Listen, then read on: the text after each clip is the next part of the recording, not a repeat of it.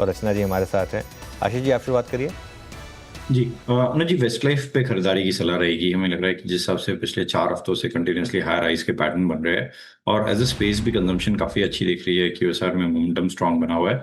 यहाँ खरीदारी की सलाह है। जो स्टॉप लॉस इसमें मेंटेन करना है वो 735 रुपए का एसएल मेंटेन करे। ऊपर में हमें लगता है इसमें 770 और 790 तक का जोन देखने मिल सकता है। ओके, वेस्ट लाइफ आपका टॉप कॉल, कैश कॉल इस वक्त। सचिन जी, आपका ट्रेड क्या रहेगा? वीर जी, यहाँ पर जेके टायर्स में मुझे लग रहा है एक अच्छा ब्रेकआउट हो रहा है। एक डिक्लाइनिंग सीक्वेंस थी कुछ महीनों की, मुझे लग रहा है वो कंक्लूड हो चुकी है। एंड जिस तरीके से पिछले हफ्ते में एक बुलिश बेल्टोल फॉर्मेशन है वीकली चार्ट पे एग्जिबिट कर रहा है कि 320 के आसपास एक फर्म बेस हो चुका है। एक फ्रेश ब्रेकआउट इसके डेली स्केल पे भी है। एक बुलिश पेनेंट फॉर्मेशन है जिसके प्रोबेबल टारगेट्स लगभग अराउंड 395 के आसपास प्लेस्ड है। तो यहाँ पर फ्रेश लॉन्ग पोजीशंस ऐड करने की सलाह होगी। From a trading perspective stop loss आपको 340 पे लगाना है। पहला टारगेट होगा अराउंड 390 का, सेकंड टारगेट होगा अराउंड 420 का। खरीदारी करने की सलाह होगी जेके टायर्स में।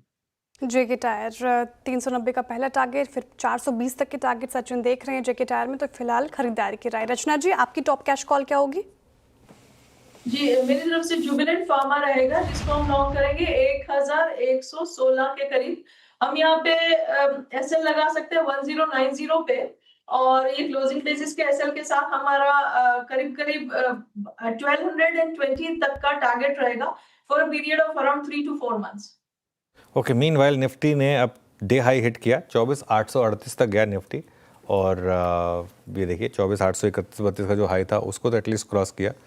और थोड़ा सा आईटी स्टॉक्स में बाइंग आ रही है। आज एक्चुअली सुबह मैं एक पॉकेट मिस कर दी मैंने। मैं सुबह रेडार पर थी, पता नहीं कैसे मिस हो गई। भारत फोर्ज, सोना BLW और मदरसन, ये 3 स्टॉक्स का कॉम्बिनेशन है जहाँ पर वो जो टैरिफ वाला मामला था, जो जिसके वजह सबसे ज़्यादा ये स्टॉक्स तीनों गिरे थे। सुबह तक मेरे रेडार पर थे, उसके बाद मैं एक्चुअली इंक्लूड करना चाहता था बिग स्टॉक्स में, फिर मिस हो गया। खैर एनीवे, इनमें सबसे शानदार मोमेंटम भारत फोर्ज में, सोना BLW भी चल रहा है। गाबा सर, भारत फोर्ज देखिए आज एक लग रहा है देखकर एक फ्रेश मोमेंटम है यहाँ पर। 500 493, यस, बहुत बढ़िया मोमेंटम है। एक ब्रेकअवे गैप है, 1186 के आसपास ट्रेड करता है भारत फोर्ज। स्टॉप लगाना चाहिए करीब अराउंड 1170 का, ज्यादा नहीं। मुझे पहला टारगेट लगता है 1220, फिर 1250 भी पॉसिबल है। जैसा मूव है उसके हिसाब से लगता है जितना ज्यादा होल्ड करेंगे भारत फोर्ज को उतना अच्छा है। हो सकता है 1300 भी देखें, लेकिन उसे काफी वक्त लगेगा। राजेश जी, आपका टारगेट क्या था भारत फोर्ज पर सुबह क्विक सिंगल्स में?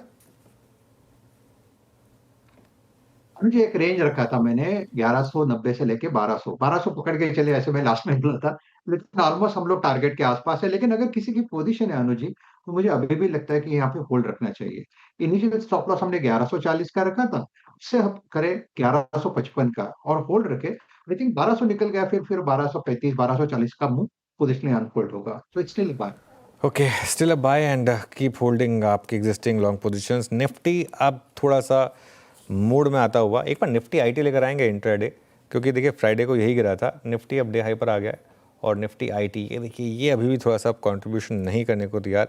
एक बार निफ्टी का कंट्रीब्यूशन देख लेते हैं, कहाँ पर सबसे ज़्यादा कंट्रीब्यूशन आ रहा है। थोड़ा सा रिलायंस ने कंट्रीब्यूट करना शुरू किया, लेकिन autos, M&M 18 point, Tata Motors 10 point, Tata steel और रिलायंस। एक बार M&M का इंट्राडे देखते हैं यहाँ पर। धर्मेश जी, M&M मतलब एक अलग ही ऑर्बिट में रहा है ये स्टॉक। मुझे याद है अभी कुछ समय पहले की बात है, कुछ महीनों पहले की बात है, जब वो RBL बैंक वाला केस हुआ 1600 तक आ गया था, वहाँ से डबल से ज़्यादा हो गया स्टॉक का। अब इन लेवल्स पर आपका क्या व्यू रहेगा महिंद्रा एंड महिंद्रा पर? बिल्कुल अनुज जी, फॉर्चुनेटली हम लोग मई के पहले वीक से ही मैंने पे बाइंग इनिशिएट कर रखा था और वो कैरिड फॉरवर्ड है अभी भी। प्राइस वाइज मैक्सिमम जो पॉजिटिव होने चाहिए इसमें डिस्काउंट फॉल हो रखे हैं, बट मार्केट में मोमेंटम जब पकड़ता है तो थोड़ा 5-10% का एक्स्ट्रा गेन भी मिलता है। और इसके सारे वर्टिकल्स के नंबर आप अगस्त मंथ का भी देखें तो काफ़ी बेहतर थे, जो कि 15 अगस्त को अनाउंसमेंट आ चुका था GST का, तो बहुत सारे परचेजेस डिले हुए थे। उसके बाद भी इनका SUV सेगमेंट का नंबर्स काफ़ी स्ट्रांग आए थे। आइस व्हीकल्स और EV दोनों के नंबर्स अच्छे चल रहे थे। फार्म इक्विपमेंट में number much better than expectation था। गोइंग फॉरवर्ड ये सारे सेक्टर्स इनके लिए तेजी लेके आएंगे। इन्होंने प्राइस कट कर रखी है, अनाउंसमेंट भी आ गया।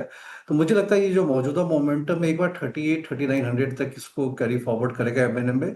इनपुट प्राइसेस का भी बेनिफिट है, और वॉल्यूम का भी बेनिफिट है यहाँ पे। और मारुति के हिसाब से अगर कंपेयर के वैल्यूशन के रिलेटिव वैल्यूशन के हिसाब से तो अभी भी जगह है, गुंजाइश है अराउंड 10% की तेजी के लिए। सो एमएनएम में बाइक में बने रहें, और अगर छोटी मोटी गिरावट आती है तो वहाँ पे फ्रेश बाइंग करने की सलाह रहेगी।